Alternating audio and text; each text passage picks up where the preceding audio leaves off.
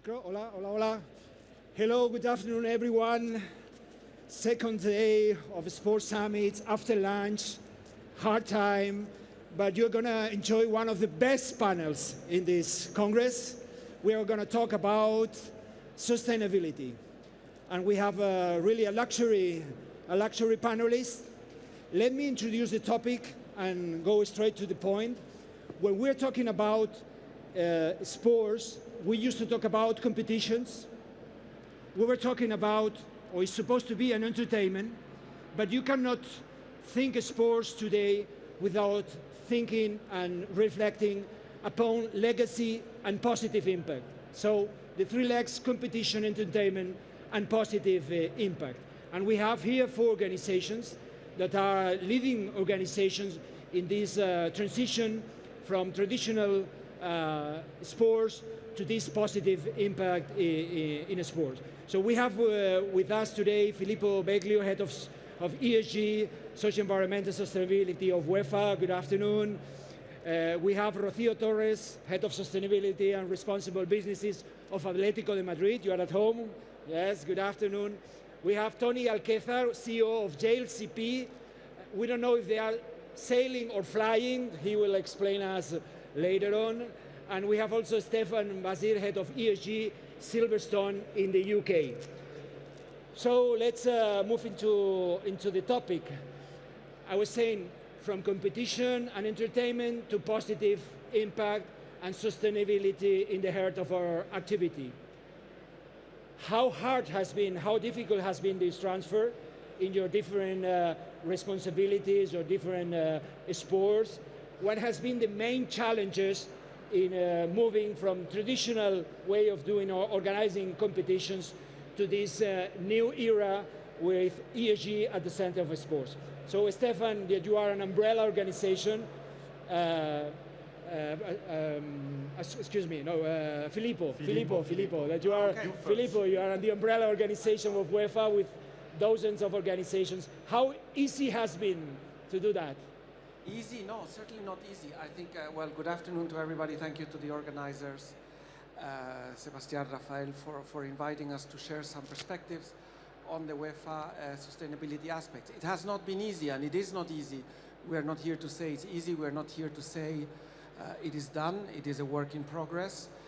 We have made a commitment to a decade-long investment, significant investments of funds, significant investments of, we call it sweat equity, in terms of brain power, in terms of regulatory power, but also in terms of innovations and in terms of actions on the ground. So look, we talk about change management, we talk about changing mindsets, we talk about generating returns on these investments, but we also talk about oftentimes the other side of ROI, which is the risk of inaction. So we try to flag, and I'm sure it will come back with my colleagues here, delighted to be with them here, also the risk of doing nothing. So the driver for us comes from the idea of contributing to the success of this very popular, if not one of the most popular, certainly followed sports in the world, and contributing with and through the sustainability agenda as a contributing factor and as a determining factor in lowering risks, driving innovations, and generating actions that have impact beyond the 90 minutes. So that's how I would describe it. Thank you. Thank you so much. You have been pushing the clubs that belong to UEFA to also to move to sustainability and ESG. One of the privileged examples, or the best examples of this movement has been Atlético de Madrid. You are one of the key players in this movement. So UEFA has been pushing for that, but how hard has been to change minds and culture in Atlético de Madrid to move to this sustainability culture? I think you have defined it very well. Well, first of all, thank you all for being here this afternoon, really after lunch, terrible heat outside, so it's really great to have you all here. It's been a challenge, absolutely. I have to say that we have been quite lucky because we were impacted by the regulation in Spain right from the beginning. That was 6 years ago. Over these years, we have seen what was something mandatory. We have decided to turn it into an opportunity No, we found out one day that we had to develop this non-financial reporting statement. Nobody knew what to put inside of it, so it was only 12 pages. And we have learned that sustainability is adding value to the business. So it's, of course, it's a matter of changing mindsets, to changing behaviors, and changing the way we run the business. Absolutely. And in these terms, regulation has helped us a lot. On the other hand, also, of course, the support from the top management, that's key. Otherwise, I can propose actions and ideas, but they have to be, of course, embraced by an entire organization. And this is key as well, no? Embracing sustainability and making it transversal tool. And of course, if the other sports organisms are asking for that, it's also helping to push all in the same direction. Thank you very much, Rocío. Welcome back to football. That is one of the key players in changing culture. So, Tony, you are dealing in one of the most sensitive places for sustainability, which is the ocean. It's a very sensitive thing for preservation of our planet. You have been creating a new competition, SailGP, where sustainability is very important, but how hard has been to convince engineers, sailors, etc., that this is much more than a competition and entertainment, no? How has been the challenge to involve all these people into this culture? I mean, for us, good afternoon, everyone. It was not really a big challenge because we started and the sustainability and also all the positive impact that we do in the planet is part of our DNA. We already were born as a competition. We have a little bit of a better pathway than my colleagues because we started a new competition from scratch. So sustainability is a big part. As you say, we sail in the ocean. We are powered by the wind, so we are powered by nature. So for us, it's a key aspect to be able to create a much better positive impact in our planet. So because of that, I mean, SailGP, I think, is the only competition that we have two competitions. We have the actual racing, and then we have a second competition, it's called the Impact League. So the Impact League is a competition with all the teams, and which team has a most positive impact in the planet. Sustainability, the Women Pathway Program, the inclusion. So it's a number of development, very much ESG, that we develop, and it's an all year round competition, and I can tell you, it's as sphere as the racing. So we all want to win the Impact League competition. So we involve our partners, our sailors, all our teams, all our stakeholders to be able to create a much better impact in the planet. Thank you, Tony.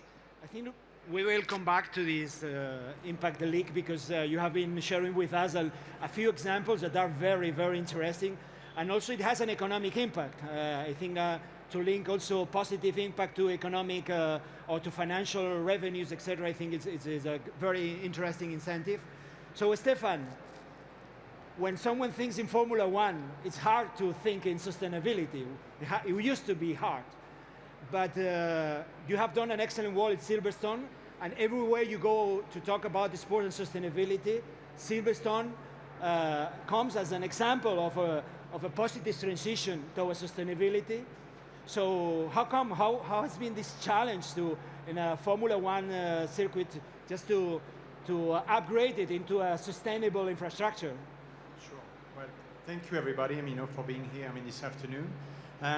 Yes, big challenge, obviously, when you are well known for burning fossil fuel for fun. So comparing, to obviously SailGP, that's the essence of SailGP is using the wind, natural element, and try, obviously, to go as fast as you can.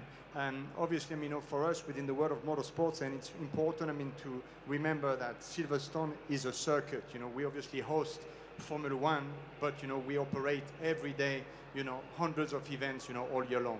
So for us, obviously, the big challenge is education, because what happened really is in 2019, Formula One announced to the world that they want to be net zero by 2030. And this was a little bit, sort of an earthquake within the world of motorsport, because suddenly those people that were burning fossil fuel for fun, they're being told that, hey guys, within 10, 11 years, everything that we do will have to go to zero. what? How are we going to do that? So I think, I mean, here it's very important that to go back to the basic, in a sense that what is, you know, a carbon footprint? What is climate change? You know, what is scope 1, 2, and 3? And for those people to understand how they can impact on their day-to-day that decarbonization, they need to obviously know what we're talking about. So first, education. You talked about the commitment from the top management, and that was very clear when I met, you know, the CEO of Silverstone back in 2021 when I was working at that time for the circuit of Barcelona, Catalonia. The CEO, I mean, told me we want to become the most sustainable racetrack in the world, and we're going to make everything we can to be it. So when you've got, you know, your top management saying we're going to invest, we're going to put the resources to make it happen, it helps a lot. It helps, you know, aligning the whole team towards, you know, well, that strategy and putting together a plan to try to make it happen. And we've been lucky to have those resources and being able also to have, obviously, the FIA, F1 giving us guidance, you know, on top of the ISO that, you know, we all follow, the ISO 1401 or the ISO 20121, that give us the guidance, you know, to make it happen. But education for me, first challenge to make sure that everybody knows what sort of decision they have to take and how to apply sustainable criteria within those choices. Thank you, Stephane. And we come back to Filippo, because I think that UEFA has been a key player in, allow me to say like this, in forcing the whole bunch of football clubs in Europe to move towards sustainability. You have implemented a kind of regulation. If any club wants to play an European league, it needs to follow and respect certain rules. How important has been this regulation, and where has been the main obstacles in sensibilizing the clubs? Has been any barriers or any resistance to that, or the clubs have moved relatively easy to this new culture? Interesting question. Let's hear from Rocío afterward as well. No, look, the idea as a governing body is you also set the rules for how football on the pitch is played, but there are also a number of areas, including in financial sustainability, where you can then think how is football operated outside of the pitch. We engage through various committees and the governance system to integrate social and environmental sustainability into the regulations, because at the end of the day, we can talk about conviction, we can talk about education, we can talk about advocacy, we can talk about concrete actions, but to really bring about change, you also need to frame, okay, but what is the regulation that we want to set to really raise the bar? I think we can raise the bar individually, also through leadership, also through conviction, but here it's really lifting the tide. So we have progressively integrated regulations that go from nice to have and are becoming more and more must have. So it's basically three elements. You need to appoint a person within each club. If you want to play European competitions, that's more or less 500 clubs each year who apply through this system. You need to appoint a person in the form, for example, of Rocío. You need to develop a strategy and publish it, and you need to run a number of actions in both social and environmental area. It is not a requirement that for you can sort of escape. You need to do it. A number of areas are mandatory, the person and the strategy. Others are still, for the moment, voluntary. However, if you have a person and a strategy, very much the actions will follow with a certain logic. So there is basically an approach of carrots and sticks. But there are not only sticks, there's also carrots that provide you incentives to do it, that provide you systems to support you, that build a personal network among the professionals to do all of this. Again, with the fundamental belief and connected to the mission and the vision that we all share, is that it will make the sport more successful. This is just one element. There's many other components that have to come into play. Sustainability, despite what we all think in the sustainability field, is not the only game in town. There's many other games, but it can contribute. It will make, therefore, the sport better, and it will make the organizations within the sport more resilient, more better risk management, but also attracting other source of capital, new source of capital, other source of fans, new source of fandom, etc., etc. So there's a strong business case underneath it, but trying to set the regulation in a way that you send a strong signal and you really start to make it must-have. Thank you so much, and congratulations for the work that you have deployed and moving this big elephant, what is football, 500 clubs into ESG is not an easy task. And in these clubs, among these 500 clubs, Atlético de Madrid has not only decided to follow the rules of UEFA, they have decided to be a leading club in ESG and sustainability. You can share with us a little bit your best practices, your certifications, but why Atlético de Madrid decided to be one of the leading clubs in sustainability and not only just to follow the rules of UEFA, that's all. Rocío, what are the benefits for Atlético de Madrid in leading the sustainability field? Well, it was quite interesting to realize that we were trying to put or design this our sustainability strategy. The club realized that we were working on sustainability for ages already. We are a club with 120 years of history, and many things have been there, I would say, as part of our DNA forever. It's all the work we have done with the academy to protect childhood, for example. We have a very strong system and channels not to ensure they are in a protected area. That for us, that's fundamental. People didn't realize that sustainability, for example, or security in terms of what people come to our matches at the stadium, again, it's something very important that can have a huge impact on the business, even if we don't take care of these risks, if something happens. Or also the design of the stadium, even 8 years ago, already had a lot of energy efficiencies in place, systems to recover water from rain, for example, that at the moment are enabling us to rain and to the pitch and cover 40% of the needs of the water of the pitch. So everything was there.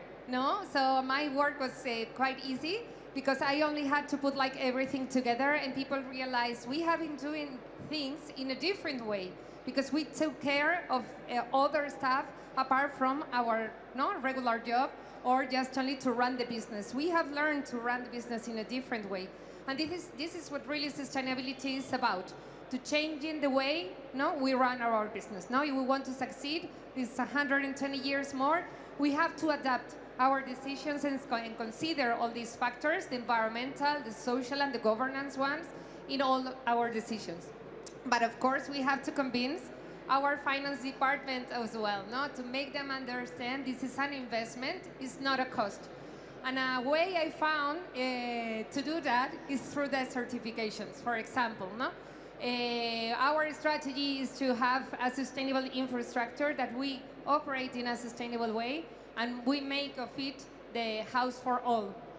And then, we have invested quite a lot of time, I have to say, in this BREEAM certification of the stadium and our training center in Alcalá. We are just waiting, maybe this week or next week we will see the results out of it. Also, in terms of the processes, we also have these ISO certifications on the environmental management system and sustainable events. This links clearly to the business. I think we add value this way because we celebrate more than 300 events a year in the stadium. So we have to offer something different. Now, what our customers really are demanding is to be able to celebrate sustainable events in the different venues. And also to make it a house of all, because accessibility and integrating people in football, I think it's key. Now as well, it's a sport that is supported by millions of people all over the world, so we have to ensure that this message is true. And we also received recently, and we are very proud of it, this Accessible Champion certification from Accessible, that it only not measured the accessibility of the stadium, but also all we do for these fans. Thank you very much, Rocío. This morning, someone was saying in the feed is that football had a superpower, and we have to use it in the right way and positive way. But the other sports also have power, quite a lot of power. Tony, you were sharing with us a few examples that are very interesting, because when we talk about sustainability or ESG, we are not talking only about environment. We are talking about social impact also. Can you share with us some of the examples of this parallel competition that also have some sticks and carrots? No? There are some incentives. So can you share with us a few of these positive impacts that you that you are experiencing in your competition? So for us, for example, we are, they call us the Formula One of sailing. We travel around the world. We have Grand Prix from, New York that we just had it a couple of weeks ago that we won. San Francisco, we go to, Australia. So there is the Impact League, the way it works is we have, let's say, a judge panel that it goes with us to the Grand Prix, and they measure us everything. So when we are in an event, they measure, or they check how we recycle in the base, how much energy we have consumed. We have 100% of our events are clean energy, sorry. What kind of food we add. We have, animal protein, or we have vegetables. So they measure if we use plastic, we don't use plastic, everything. So at the end of the Grand Prix, we have a ranking between all the teams. But apart from that, how we travel. Do we travel by train? Today for me to come here, I have to fill it up like a form that we have, how much we have traveled, if I travel by car, by train, by plane, you have the carbon footprint. So they measure us absolutely everything. On top of that, we have 4 projects all over the year that all the teams we have to do. So we did already a project with all the teams, more focus on plastic reductions. We are now in the process of doing a second project that is talking about inclusion. So for example, in this project, what we have done is we have worked with all the teams that I forgot to mention. We have a purpose partner. It's a ONG, a foundation that we work, in our case, Sailors for the Sea. It's part of SEANA, and we work together to be able to develop all this project and all our Impact League program. For example, we were in New York, and what we did is in the Bronx, that is like, let's say, like a hardcore area. So we took a number of kids and everything that they were like doing different projects to be able to take them off the streets. So we were working with them, with our foundation, in a program they're doing to restore boats, to learn to sail, etc. We are working now in our base in Cadiz with handicapped people. They cannot, they have never sailed in their life. So we already have adapted some of our boats and facility to be able for them to be able to sail. So they start, learning about how to sail when you're handicapped. So we do many projects, but we are 12 teams. We're 12 countries. So we all do different projects, and at the end we have an international judges that they judge all our things, and then it's a ranking. So whoever wins the Impact League, apart from the recognition that is very important, there is an economic prize. So I think it's now $200,000. That is something that is going to grow. And it goes to the team, and the team gives 100% to the foundation to develop new projects. So it's a process that we all want to win, we all want to make good, and we all wanted to focus. And now it's like the partners, sponsors, they are co-investing with us in a lot of projects that we are doing. So it's quite good. I think Tony, that this incentive should be also applied in some other sports. Filippo, you should do a competition. You should do a competition. I was listening and I took notes. So yeah, and also let me underline no matter which sports we are doing, the importance of alliances. I think again, alliances, collaboration is at the center role. Stephane, I'm gonna change the question to you, because well, he knows I live 3 kilometers away of the Barcelona circuit, and now you did an excellent work, and also now you are in Silverstone. What is the impact or the feedback that you receive from the communities living around of such a huge infrastructure, while you are improving the ESG management of the circuit?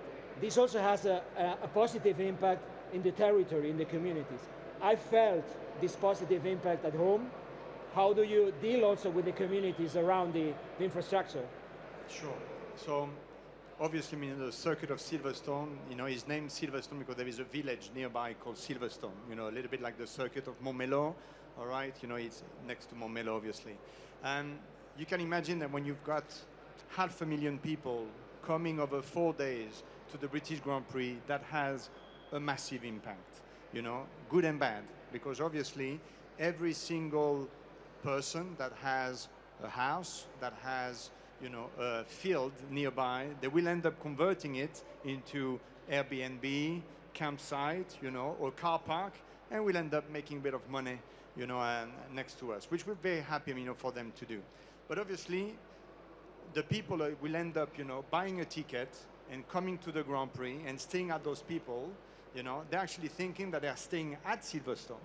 So then there is here, I mean, you know, a huge, let's say, responsibility that we have, and then we try, I mean, to talk with all our neighbors to make sure that the experience that we end up giving to all our customers is kind of, you know, equal everywhere they end up staying. So positive impact within the community, with obviously economic impact that all those people around us can benefit from. Until now, we didn't really know how much that represents, both on an economic and also social aspect. So we're running for the first time this year an economic and social impact. We have partnered with the University of Northampton and the Sheffield Hallam University to actually put together that impact assessment in order to understand what is really the impact of Silverstone within the region. So we're going to start doing that. There is lots of meetings that we do with the local authorities, with the neighbors, let's say committees, to make sure that they know what we're doing. Sometimes you'll be surprised that people are actually complaining about the noise that sometimes, you know, the circuit has. When I'm sure that if you end up living at Silverstone Village, knowing that there is an event, well, a circuit nearby, it might be possible that there is some noise, you know, once in a while. But it's important for us to make sure that we communicate with them what's the plan, when are we going to have, you know, very noisy vehicle, I mean, running around. So yeah, it's all about collaboration. You touch about it, and I think when you talk about legacy, I think it's very important that we start building that legacy together. It's not just Silverstone, you know, it's not just the UEFA, it's not just, you know, the SailGP teams and obviously the organization behind it. It's to make sure that the whole ecosystem end up being aligned and working together to find solutions. We've got the chance, I mean, you know, to belong to very prestigious organizations that have been there, I mean, for 120 years. UEFA, how many years? I mean, 76. 76, Silverstone, 75 years. And I think it's all about working all together to make sure that the whole ecosystem end up, you know, having a clear idea of how we can then decarbonization the sport. Thank you so much. And to close the session, we have 3 minutes. I would like to ask you, and we have to choose one measure, well, as the Anglo-Saxon says, the killer action that you would implement in order to improve ESG in your different activities. What would be the priority measure that you would like to implement? Filippo. Wow, the one and only. E-sport, all digital. No, I think, you see, I use the paper here. Look, I think the most important, we still think, I know it sounds a little bit cheap, but it's really the people side. So finding the means to invest in the people. Everything else will follow. The systems, the technologies, the innovations, they will follow. But if we don't have the right people, nothing of it will cascade. So that links back to you with education, but also links to inspiration and to the wider understanding. So I would say the people side, that's what I worry most about. Thank you, Rocío. Yeah, I fully agree. I think it's really, fun engagement. No, I will define it like that. Otherwise, we won't be able to achieve the goals that we have set, quite ambitious, your strategies for 2030. We have committed to become net zero by 2040, and there are some aspects of this decarbonization strategy that we cannot achieve alone. So we really need our fans on board to make it possible. Thank you. Tony? Very similar to them, but I will go a little bit step. It will be all the youth, how we can educate to the youth to be able to help us to transform everything that we're doing.